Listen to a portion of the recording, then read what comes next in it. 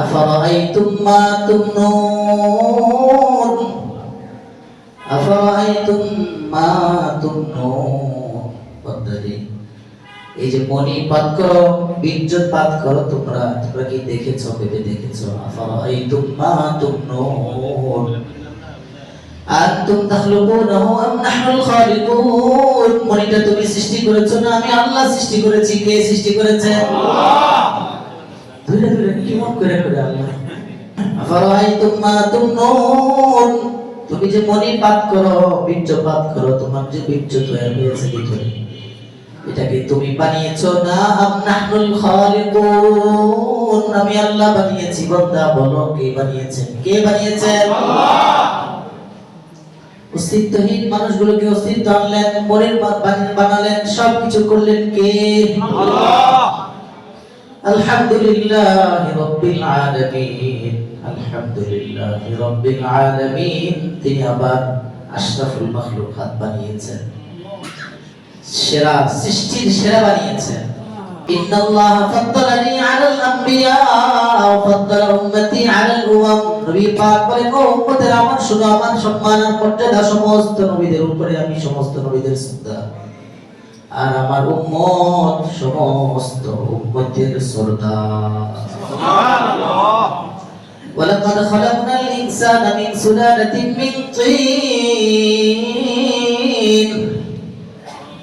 ওয়ালাকাদ খালাকনাল ইনসানা মিন সুলালাতিন মিন তিন।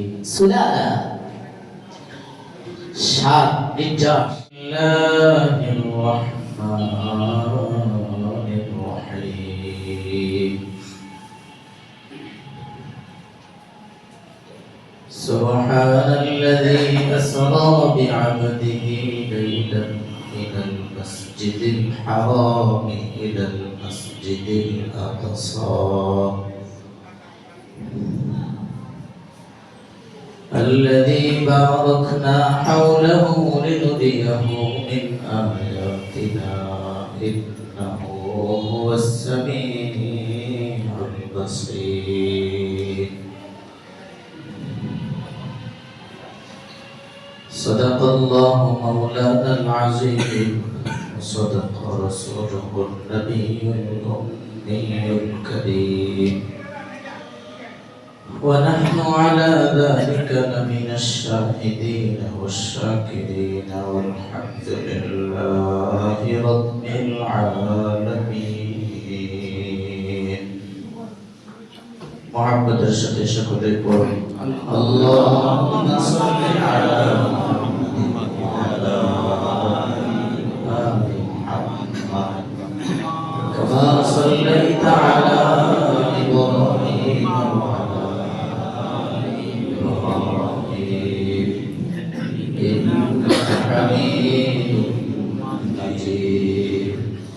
اللهم بارك على محمد وعلى آل محمد كما باركت على إبراهيم وعلى آل إبراهيم إنك حميد مجيد. সাবেকাতের ফজিলত বেশি তো আপনার সামনে গালি কত যে লাভ হয়েছে, জান্নাতে কত গজ আগে গেছে বুঝতে পারবেন কিছু। আল্লাহ আমাদেরকে মাফ করে দেন, আমিন।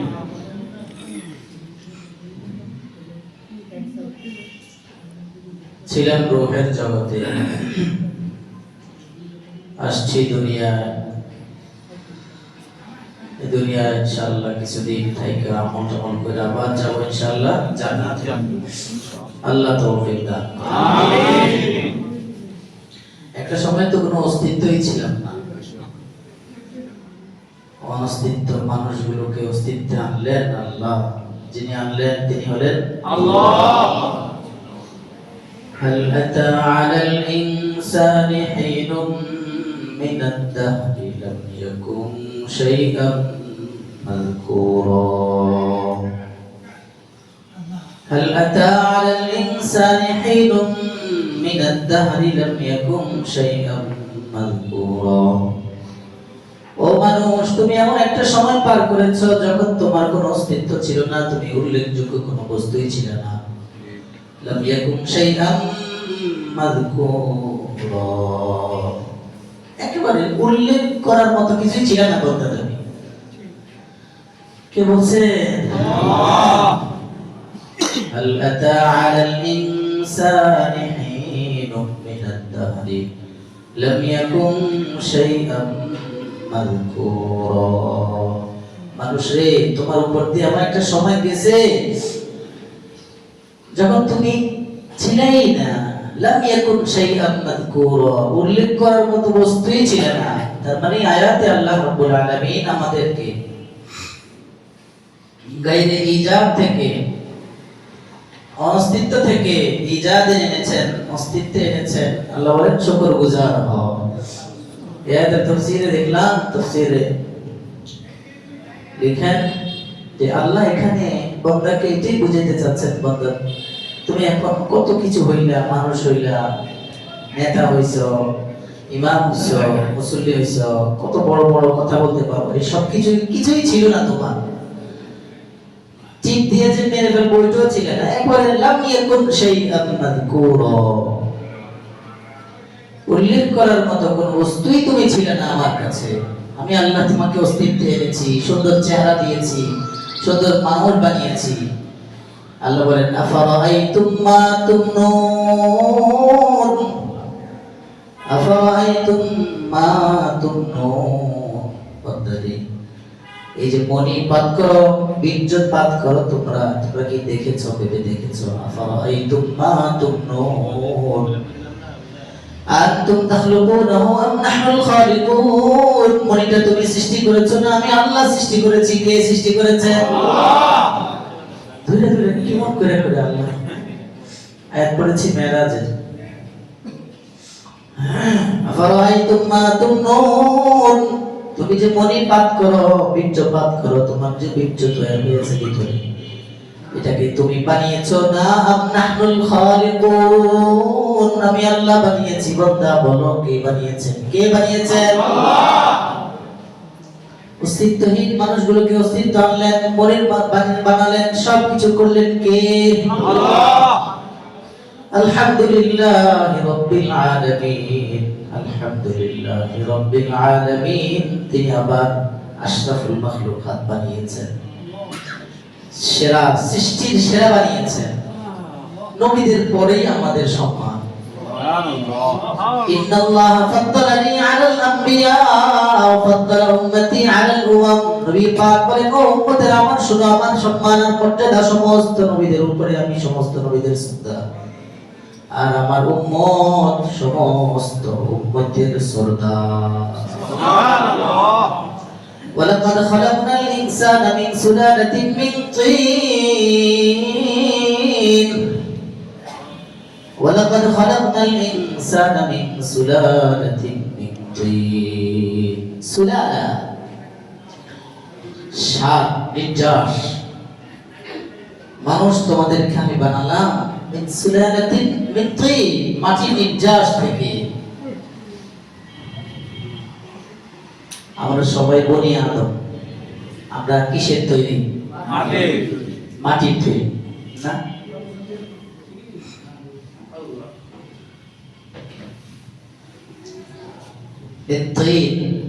এরপর আছে থুম্মা জাআলা নাসলাহু মিন মাইন মাহিন।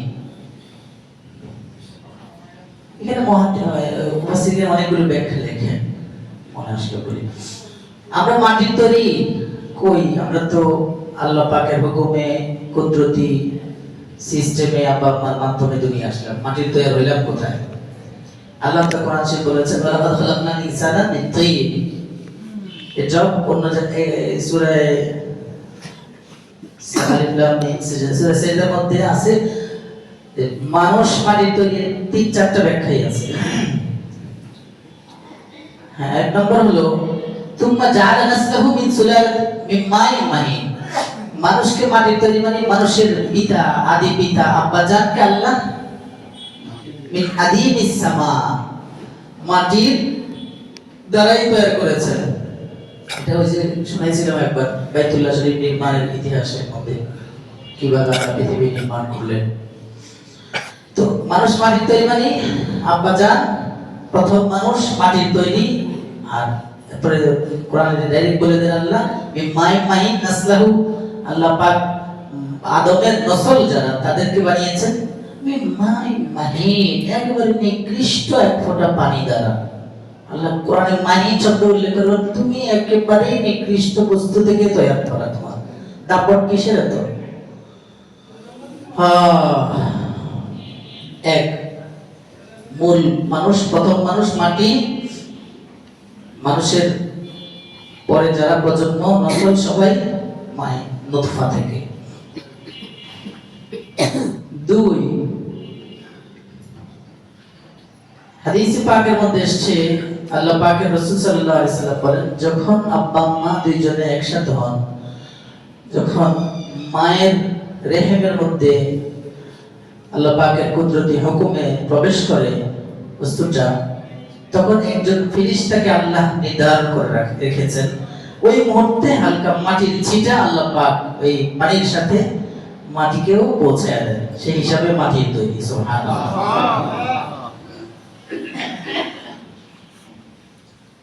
আরেকটা হলো এই আয়াত যেটা বললাম এখানেই তো আছে, মিন সুলালাতিন মিন মাইন মাহিন, মিন সুলালাতিন মিন তিন, মাটির নির্যাস থেকে আমি আল্লাহ মানুষ সৃষ্টি করেছি।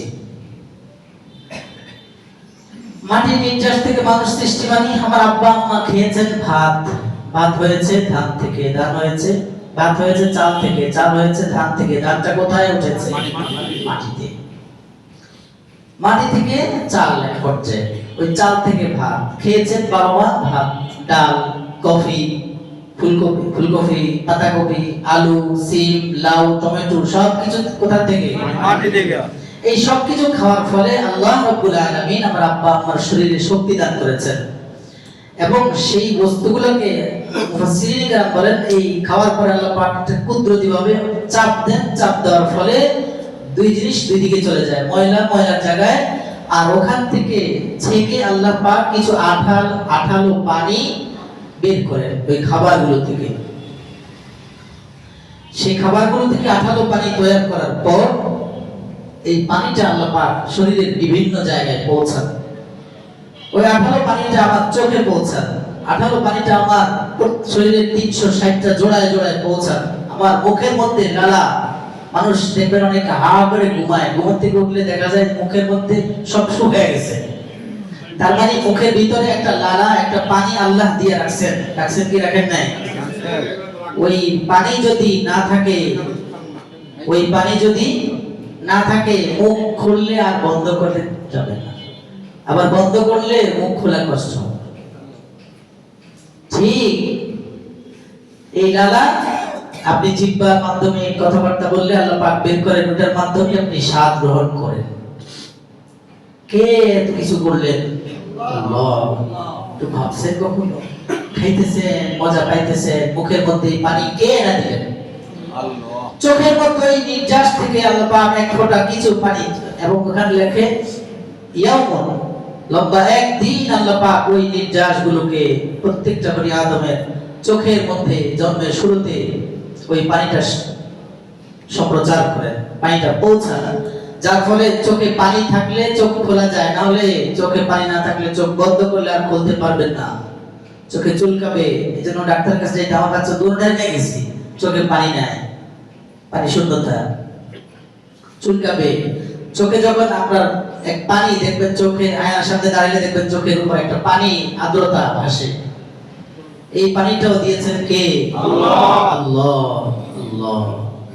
যার ফলে আমরা চোখটা দিয়া খুলি, আবার বন্ধ করি, আবার দেখি, আবার বন্ধ করি। চোখে যদি এই পানি, এই মলম, এই আঠা না থাকতো তাহলে আপনি বন্ধ করলে খুলতে পারতেন না।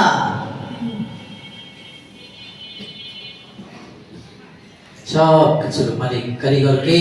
আল্লাহ। আল্লাহ।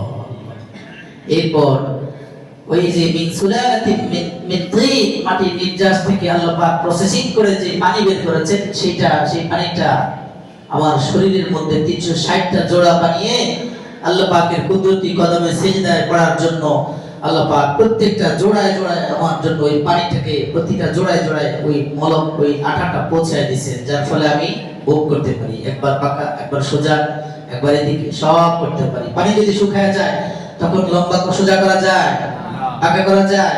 ওরে মারে বাপরে করে চিৎকার করে কি করে না করে? যাকে শুকিয়ে গেছে জিজ্ঞেস করে চেয়ারে বসে নামাজ পড়তে আমাদেরকে। আপনার কাছে বাবু চেয়ার পাইলে মনে করে যে নামাজের পাইলাম রে শান্তি। আলহামদুলিল্লাহ আমাদের মসজিদের মুসল্লিরা সবাই নেককার। যারা অসুস্থ তারা সত্যিকারের অসুস্থ তারা তো বসবেন। এই যে উনি একেবারে অসুস্থ যোগ্য, ওনার সাথে কথা বলেছি। আরেকজন ছিল আমাদের এখানেই বসতেন, ওই যে হাজি সাহেব, এই দোকানের মালিক আব্দুল আজিজ মুন্সি সাহেব, উনি আমাকে বসেছেন নিয়ে যে আমি এতটুকু পারি এই যে, তো আমি বললাম তো ঠিক আছে। তাহলে বোঝা যায় সবকিছু করনেওয়ালা মালিকের নাম আল্লাহ। আল্লাহ তো আমাকে আপনাকে আল্লাহ পাক কত কুদরত দিয়ে কত দয়া করে বানাইছেন না? তো এটা ওয়ালাকাদ খালাকনাল ইনসানা মিন সুলালাতিন মিন তিন, মানুষকে মাটির নির্যাস থেকে বানালাম। খেলো আব্বা আম্মা, খাওয়ার পর ভিতরে পানি, ও আবার এক ভাগ পানিকে আল্লাহ ওখান থেকে সেচে আব্বা আম্মার মিন বাইনিস সুলবি ওয়াত তারাইব, কোরআনে হাকিমের মধ্যে আল্লাহ বলেন খুলিকাল ইনসানু মিন মাইন দাফিক, সজরে নির্গত এক ফোঁটা পানি থেকে আমি আল্লাহ মানুষ বানাইছি। এই পানিটা কোথায় ছিল? আল্লাহ বলেন মিন বাইনিস সুলবি ওয়াত তারাইব, তোমার বাবার এই যে মেরুদণ্ড, ওয়াত তারাইব তোমার মায়ের বক্ষদেশ থেকে নির্যাসটা পানিটা বের করে আমি আল্লাহ তোমাকে বানাইছি। বের করার পর ثم جعلناه نطفة في قرار مكين, যেখানে সেখানে পালায় রাখি নাই রে বান্দা, في قرار مكين। ওই নুতফাটাকে বীর্যটাকে আমি আল্লাহ রাব্বুল আলামিন একটা সংরক্ষিত স্থানে রেখে দিয়েছি, মায়ের রেহেমের মধ্যে সংরক্ষণ করেছেন।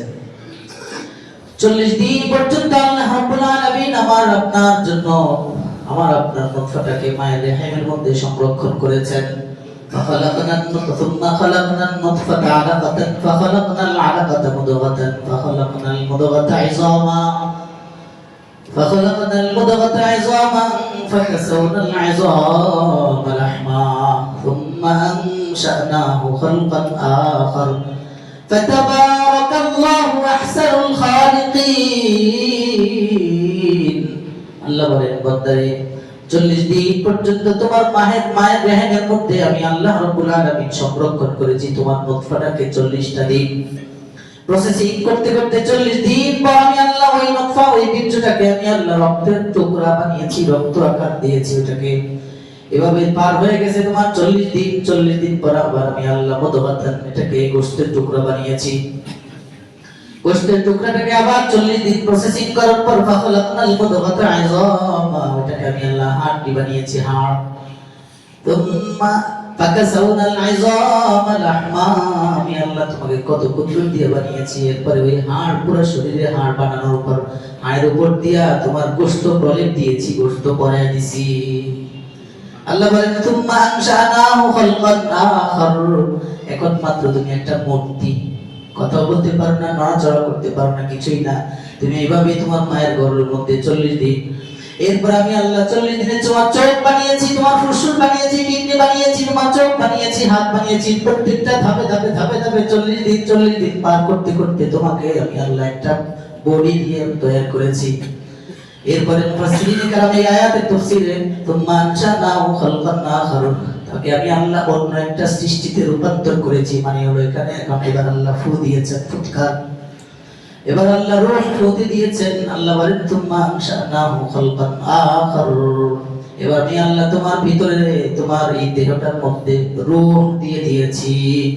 ও বান্দা ফাতাবারাকাল্লাহু আহসানুল খালিকিন, তোমার আল্লাহ বরকতময় মহান আল্লাহ, তিনি সর্বশ্রেষ্ঠ কারিগর। শ্রেষ্ঠ কারিগর, শ্রেষ্ঠ স্রষ্টা কে? আল্লাহ। এত দয়া করে মায়া করে কত সুন্দর করে বানাইছে, এরপর মানুষগুলো আল্লাহর শুকরিয়া আদায় করে না। এরপরে মাওলা যে শরীরটা সুস্থ রেখেছেন, 360টা বডি দিয়েছেন, জয়েন্ট ক্যালসিয়াম পৌঁছাইছেন, ওইটা মুভ করা যায়, কত সুন্দর করে যেদিক সেদিক করা যায়। কিন্তু যেখানে করার জন্য আল্লাহ বলেছেন সিজদায় পড়লে শুকরিয়া আদায় পুরো শরীরের সাথে সাথে 360টা জোড়া দ্বারা সিজদার মাধ্যমে শুকরিয়া আদায় হয়েছে। এই শুকরগুজার কর্মওয়ালাদের সংখ্যা আছে না নাই? খুবই কম, খুবই কম। এত মায়া করে এত সুন্দর করে লাকাদ খালাকনাল ইনসানা ফি আহসানি তাকওয়িম, আহসানি তাকওয়িম, শ্রেষ্ঠ ছাঁচে শ্রেষ্ঠ আকারে তোমাকে সৃষ্টি করেছি। ইয়া আইয়ুহাল ইনসান মা গাররাকা বিরাব্বিকাল কারীম, এত দয়া করে এত সুন্দর করে বানাইলাম, তারপরও আমি দয়াময় রবের ব্যাপারে কোন জিনিস করে ধোঁকা দিয়ে মসজিদ থেকে দূরে রেখেছে। মেরাজের হাদিয়া হলো সবচেয়ে বড় হাদিয়ার নাম কি? নামাজ। নামাজ মেরাজের এখন আজকে মনে হয় সবাই মেরাজ মানে বন্ধ পেয়ে গেছেন না? আগামীকাল মনে হয় একটা ছুটি, আবার মেরাজের একটা ছুটি আপনাদের দিয়ে দিচ্ছে। মেরাজ হয়েছে কোনো সন্দেহ নাই, কোরআনে স্পষ্ট ভাবে আল্লাহ উল্লেখ করেছেন মেরাজ নবীজির জীবনে হয়েছে, এবং সেটা অকাট্য দলিল কাতঈ সর্বোচ্চ পর্যায়ের দলিল কোরআনে হাকিমের আয়াত সূরা ইসরা বনি ইসরাঈলের প্রথম আয়াত থেকেই প্রমাণিত। আরো আয়াত আছে সূরা নাজমের মধ্যে আছে। তো মেরাজ, কিন্তু মেরাজের পরে যদি ইখতিলাফ আছে কোন বছরে হয়েছে কোন মাসে হয়েছে, ও ইখতিলাফ। এখন 27 রজব এটাকে ফিক্সড করলেন, কোথা থেকে আপনি পাইলেন? এবং রাসূল সাল্লাল্লাহু আলাইহি ওয়াসাল্লাম মেরাজ উপলক্ষে কোন আমল করেছেন? একটা হাদিসও নেই। ওই মকসুদুল মুমিনের শরীফ একটা আছে, ওই যে রাস্তা রাস্তা এখানে আপনি এই নামাজ পড়বেন ওই নামাজ পড়বেন, এটা বলে জান্নাতে ওটা বলে জান্নাতে, মানে মাইনিং করে বই আছে। এটা আমার বই নাকি? এখান থেকে আমরা অনেকের ঘরে ঘরে এটা আছে। আপনি ফাজাইল আমলটা রাখতে বললেন না, মকসুদুল মুমিনের সব জাল হাদিসে ধরা বাংলা কিভাবে লেখছে আল্লাহ জানে, একটা কথা উত্তর সই না।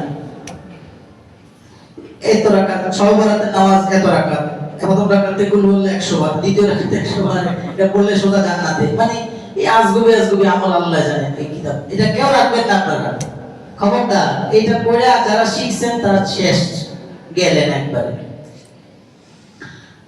আল্লাহ, তাহলে মেরাজের হাদিয়ার নাম কি?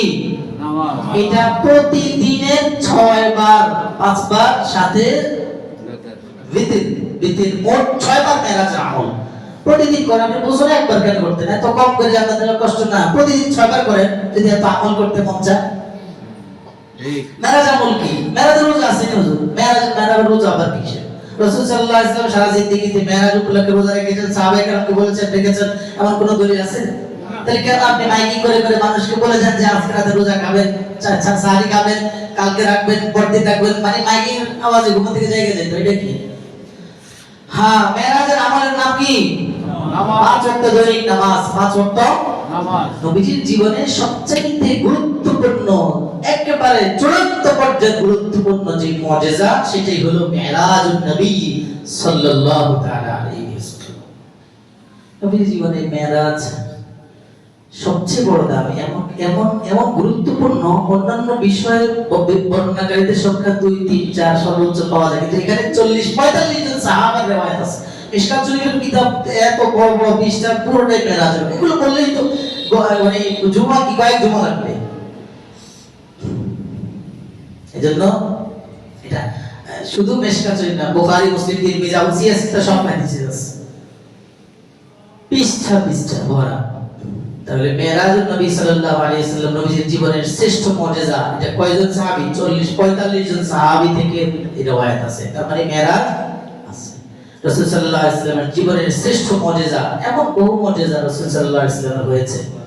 চাঁদ দ্বিখণ্ডিত হওয়া, এটাও নবীজির জীবনের শ্রেষ্ঠতম অন্যতম এক বড় মুজিজা। বকরি একটা সাহাবায়ে কেরাম নবীজিকে দাওয়াত করেছেন। একটা বকরি কয়জন খাওয়া যায়? 10-15 জন নেই, সর্বোচ্চ খাওয়া যাবে। এক বকরি দিয়ে নবীজির এক মুজিজা ফু দিয়েছেন, এক ফুতে আল্লাহু আকবার, হাজার হাজার শত শত সাহাবায়ে কেরাম শেষ করেছেন, তার খাওয়া শেষ করেছেন। তারপর বকরি যেভাবে ছিল ওইভাবেই। সুবহানাল্লাহ। সুবহানাল্লাহ। দুধের পেয়ালা বেলালকে দিয়েছেন, তুমি খাও, সবাইকে খাওয়াও, তারপর তুমি খাও। সবাই একটু বেলা, বেলাল রাদিয়াল্লাহু তাআলা ক্ষুধায় কাতর, দুধ আসছে খাবে। নবীজি আগে বললেন এবার দাও। যে সব সোফাওয়ালাদেরকে খাওয়ানোর পরও পেয়ালায় দুধ এখনো শেষ হয়নি। সুবহানাল্লাহ। বেলাল বলেন যেভাবে ছিল ওইভাবেই দুধ এনে নবীর সামনে হাজির করেছি, অথচ সবাই পেট ভরে খেয়েছে, আমিও পেট ভরে অনেক দিনের ক্ষুধায় কাতর ছিলাম, খাইছি তো খাইছি, পেট ভরে খেলাম। এরপর নবী খেলেন তো শেষ হলো। হাযা মিন মুজিজাতিন নবী সাল্লাল্লাহু আলাইহি ওয়াসাল্লাম। আল্লাহ মাফ করে দেন। বীর শিফার মুজিজা, কয়টা মুজিজা বলবো, মনে আসলো বলি। ওই যে বদরের দিকে যাইতে পুরাতন রাস্তা, যেটা এখন নতুন রাস্তা হয়ে গেছে, আমরা গিয়েছিলাম, পুরাতন রাস্তার পাশে যে বীর শিফা, রাসূল সাল্লাল্লাহু আলাইহি ওয়াসাল্লাম যুদ্ধের ময়দানে সাহাবাদেরকে নিয়ে, সাহাবাদের পানি নাই, পানি শূন্যতা, খাওয়ার পানি নাই, খুব কষ্ট। নবীজি সাল্লাল্লাহু আলাইহি ওয়াসাল্লামের কাছে এসে বলেন, ইয়া রাসূলুল্লাহ, আমরা পানি নাই, পানির কষ্ট হয়, খাওয়ার পানি নাই। বলেন আশেপাশে দেখো তো কূপ টুপ আছে, খুঁজে বের করো। একটা কূপ পেলে, কূপের পানি লবণাক্ত, তিক্ত, নোংরা পানি, খাওয়ার মতো কোন পানি না এটা। তারপর নবীজি বলছেন কূপের সন্ধান দেওয়ার জন্য এসে সন্ধান একটা দিলেন সাহাবায়ে এটা হলো। নবীজি বললেন আচ্ছা কূপের কাছে আমাকে নিয়ে যাও। নবীজি সাল্লাল্লাহু আলাইহি ওয়াসাল্লাম সরাসরি গেলেন কূপের কাছে। কূপের কাছে গিয়া লালা মুবারক ফেললেন, আর সাথে সাথে পানিটা স্বচ্ছ, নির্মল, সুমিষ্ট পানিতে পরিণত হয়ে গেল। সুবহানাল্লাহ। সেই কূপের পাশে এখনো হাজী সাহেবান, মুতামিরিন হযরতরা যাওয়া আসার পথে বীর শিফার কাছে যান, সেখান থেকে পানি পান করেন। এই কূপের পানি কেউ যদি দিল থেকে ইখলাসের সাথে খুব ভক্তির সাথে পান করে, আল্লাহ রাব্বুল আলামিন তার যাবতীয় রোগ ব্যাধি আল্লাহ পাক আরোগ্য দান করেন। সুবহানাল্লাহ। এই মিয়া পানিটা ছিল লবণাক্ত, তিতা। হ্যাঁ, কত বড় মুজিজা দিয়ে আল্লাহ পাক রাসূল সাল্লাল্লাহু আলাইহি ওয়াসাল্লামকে বলেন। বেলাল রাদিয়াল্লাহু তাআলা আনহু, হ্যাঁ কি বলে, আবু হুরায়রা রাদিয়াল্লাহু তাআলা আনহু সেই থলের ঘটনা তো আশ্চর্য, বড় মুজিজা, এক মুজিজা। হযরতে আবু হুরায়রা রাদিয়াল্লাহু তাআলা আনহু, সব সাহাবারা বিভিন্ন জন বিভিন্ন কাজে কর্মে ব্যস্ত। আনসারী সাহাবারা, মুহাজির সাহাবারা ব্যবসা বাণিজ্য করে, ক্ষেত খামারে কাজ করতেন, বাগানে কাজ করতেন। তো উনি চিন্তা করলেন আমাদের প্রিয় নবী মুহাম্মদ রাসূলুল্লাহ সাল্লাল্লাহু আলাইহি সাল্লামের এই বরকতময় জবানের বরকতি কথাগুলো যদি সবাই চলে যায় তো ছুটে যাবে। এজন্য নিজের জীবনটাকে মসজিদে নববীতে ওয়াকফ করে দিয়ে নবীজির ছাত্র হয়েই জীবন শেষ করছেন মসজিদে নববীতে। জীবন দশায় কোথাও যান না। এমন বহুদিন গেছে বেলাল রাদিয়াল্লাহু তাআলা আনহুর সময়। বেলাল রাদিয়াল্লাহু আনহু ক্ষুধায় কাতরে, হযরত আবু হুরায়রা রাদিয়াল্লাহু তাআলা আনহু ক্ষুধায় কাতর মসজিদে নববীর দরজায় বসেছিলেন, শুয়ে পড়েছেন। কেউ বুঝে না, বুঝতেন যিনি, তিনি ছিলেন আমাদের প্রিয় নবী সাল্লাল্লাহু আলাইহি ওয়াসাল্লাম। বুঝলেও লাভ হবে কি, ওনার ঘরেও তো খাবার নাই, ওনার ঘরে তো খাবার ছিল না। বেলাল বলেন সপ্তাহে সপ্তাহ, দিনকে দিন উপবাস ছিলাম, অনাহারে ছিলাম। আবু হুরায়রা বলেন তারপরেও প্রিয় নবী সাল্লাল্লাহু আলাইহি ওয়াসাল্লামের দরজা ছাড়ি নাই। জানি একটা হাদিস ছিল, এইজন্য সবচেয়ে বেশি riwayat 5000 এর উপরে সবচেয়ে বেশি riwayat যে সাহাবী থেকে, তিনি হলেন সাইয়েদুনা আবু হুরায়রা রাদিয়াল্লাহু তাআলা। একবারের ঘটনা, এই আবু হুরায়রা রাদিয়াল্লাহু তাআলা আনহু ক্ষুধায় সহ্য করতে না পারে মসজিদে নববী এরিয়া থেকে দূরে গিয়ে একটু মরুভূমি এলাকায় পড়ে আছেন, কাতরাচ্ছেন, একা একা কাঁদছেন। এক সাহাবীর সাথে দেখা হলো। মিরকাত শরহে মিশকাতের মধ্যে মোল্লা আলী কারি রাহমাতুল্লাহ আলাইহি ঘটনাটা উল্লেখ করেছেন।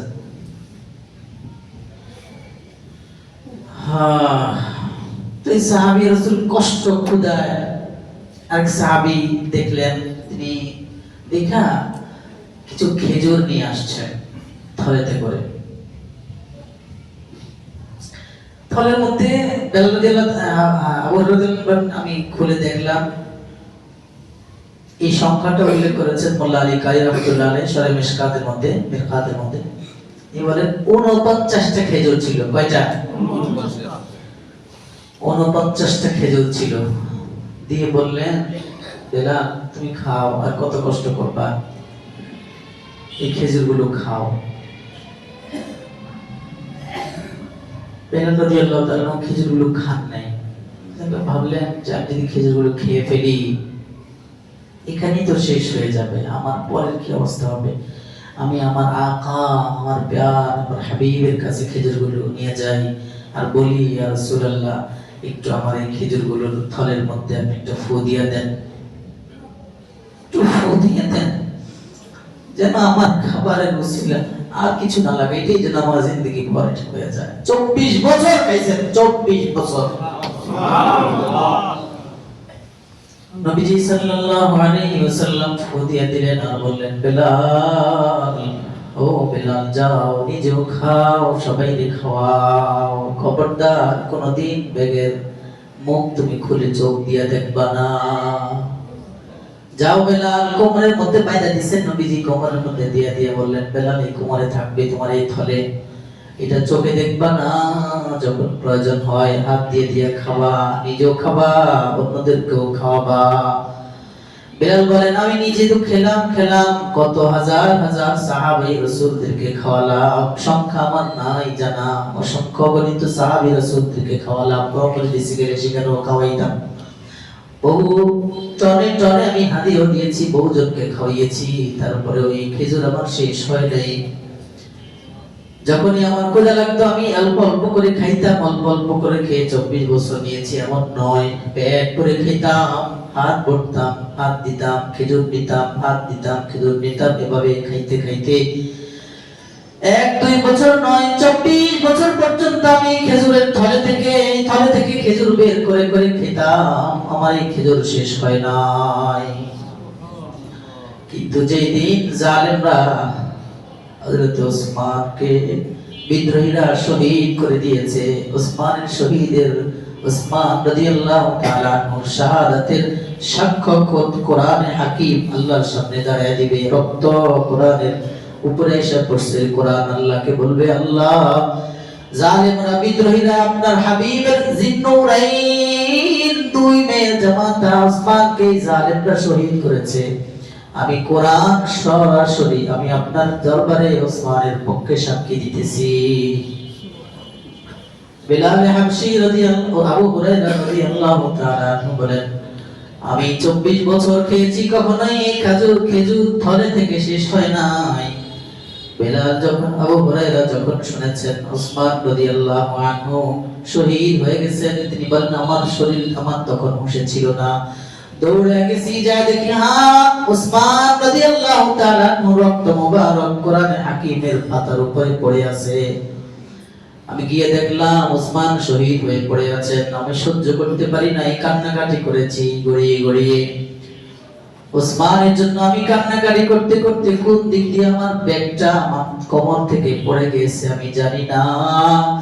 এজন্য বেলাল রাস্তায় হাঁটতে, হযরতে আবু হুরায়রা রাস্তায় হাঁটতেন আর বলতেন, লি হাম্মুন লাকুম লানা লিল্লাকুম হাম্মুন ওয়া লানা হাম্মান লিন্নাসি হাম্মুন ওয়া লি হাম্মান।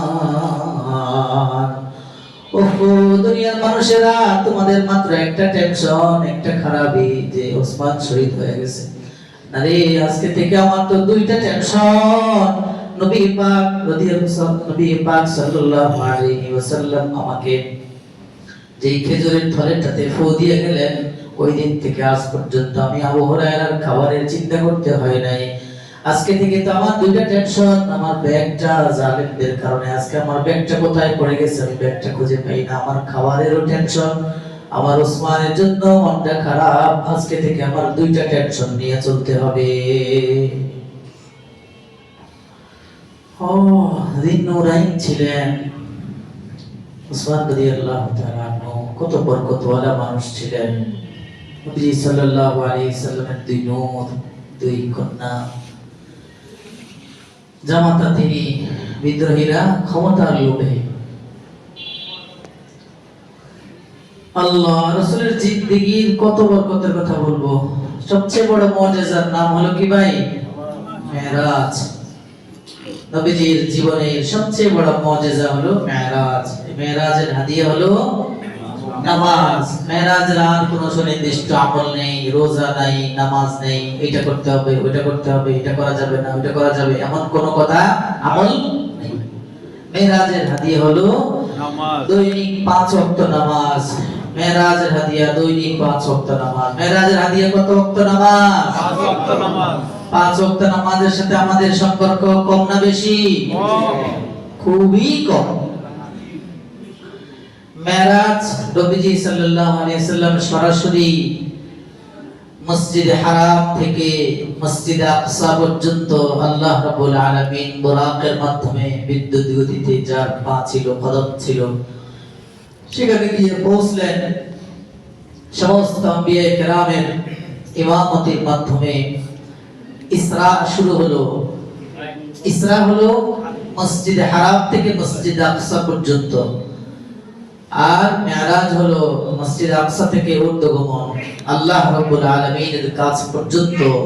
7 আসমান ভেদ করে সিদরাতুল মুনতাহা পার করে ثم دنا فتدلى فكان قاب قوسين أو أدنى فأوحى إلى عبده ما أوحى ما كذب الفؤاد ما رأى ثم دنا فتدلى আল্লাহর হাবিব আল্লাহ পাক নিজেই বলেন থুম্মা দানা ফাতাদাল্লা।